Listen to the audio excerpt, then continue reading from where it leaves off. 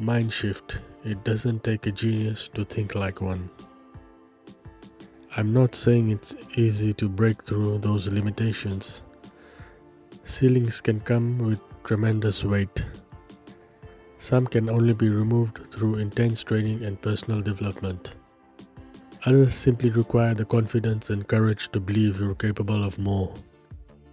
Whatever the case, and no matter how many people you have cheering you on, you have to decide that the ceiling is an illustration, not a permanent limitation. When I say illusion, I do not mean there are not real competencies you must develop in order to get results. I simply mean that the limitations aren't permanent. They are not what's keeping you from elevating to a higher level. The ceiling simply reveals what your next challenge is. It can be your boundary or your calling. You decide. When you hit the proverbial wall, that's when you know it's time to step up and become stronger. To keep elevating throughout your life, you need more than mental toughness. You need mental agility. You need the ability to see things in a new way and to solve problems in a new way. Our ceilings are created by our own mental rigidity. When you change your thinking, you blow the lid off. I've never known a successful person who did not build the skyscraper of success one floor at a time. The difference was that they knew their first floor was just that, not the ceiling.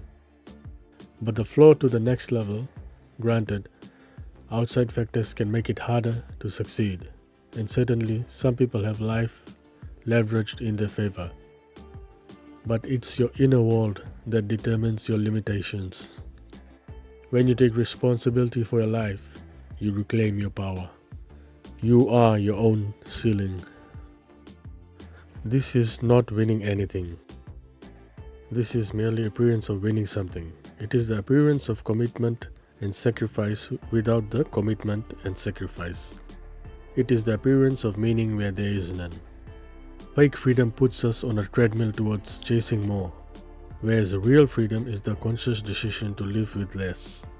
Fake freedom is addictive. No matter how much you have, you always feel as though it's not enough. Real freedom is repetitive, predictable, and sometimes dull. Fake freedom has diminishing returns. It requires greater and greater amounts of energy to achieve the same joy and meaning. Real freedom has increasing returns. It requires less and less energy to achieve the same joy and meaning. Fake freedom is seeing the world as an endless series of transactions and bargains which you feel you're winning. Real freedom is seeing the world unconditionally, with the only victory being over your own desires. Fake freedom requires the world to conform to your will. Real freedom requires nothing of the world, it is only your will.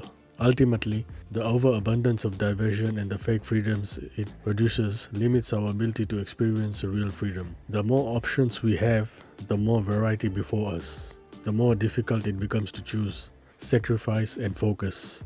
And we are seeing this conundrum play out across our culture today. I simply had to get out of the way and allow life to flow. That was all it wanted from me. My greatest show of appreciation to this gift of life was to enjoy it as best as I could, whatever the circumstances. Life would always lead the way. It would again call me to serve, but in a way that was wholesome for my own soul's journey too. In its own miraculous way, it could bring about the very best of circumstances to benefit all. This would all flow even more easily as I allowed more enjoyment in. To surrender, trust, and accept my own potential was my calling. It could take many acts of self-kindness, conscious choices, and immense courage. I was human after all, so fear was a part of the process of growing into my readiness. With that vulnerability also came power. Rather than being scared by my potential, I could continue to embrace it. With one gentle step at a time, I would grow into that readiness, aided through every conscious decision I made along the way. Time is a gift regardless of what age we may or may not live to. It still flies by quickly. To recognize and respect just how fragile life really is helps us to see how precious its offering is. This is all the more reason to be authentic, courageous, and grateful. We are here to live our very best life. We will be pulled out of our comfort zones. There will be resistance, fear, anger, and sadness. But if we dare to allow it, there will be laughter and magnificence too.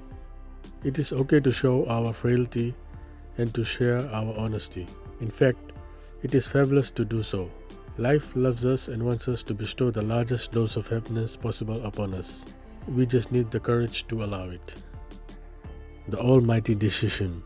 Until one is committed, there is hesitancy. The chance to draw back, always ineffectiveness.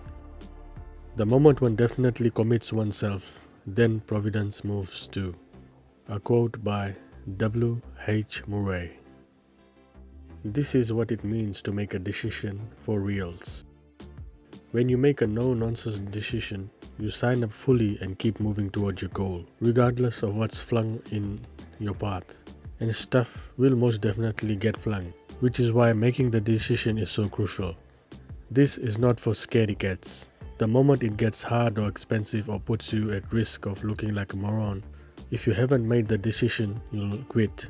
If it wasn't uncomfortable, everyone would be out there all in love with their fabulous lives. So often we pretend we've made a decision, when what we've really done is signed up to try until it gets too uncomfortable.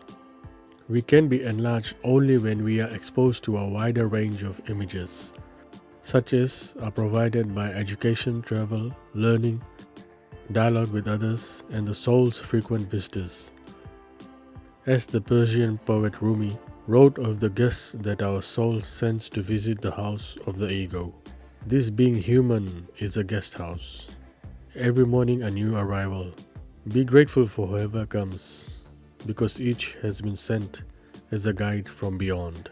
Lest we sentimentalize Rumi, let us remember that some of those visitors will be experienced as counter to our culture, defeats to our fantasy of psychological omnipotence, and incursions into our ego's plan for security.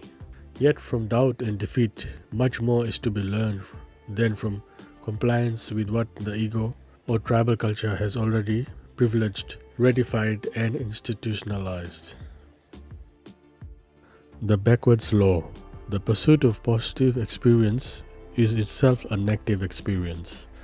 The acceptance of negative experience is itself a positive experience. The more you desperately want to be rich, the more poor and unworthy you feel, regardless of how much money you actually make. The more you desperately want to be sexy and desired, the uglier you come to see yourself, regardless of your actual physical appearance. The more you desperately want to be happy and loved, the lonelier and more afraid you become, regardless of those who surround you. The more you want to be spiritually enlightened, the more self-centered and shallow you become in trying to get there. It's actually the tolerance and acceptance of the negative experiences that leads to the positive experience.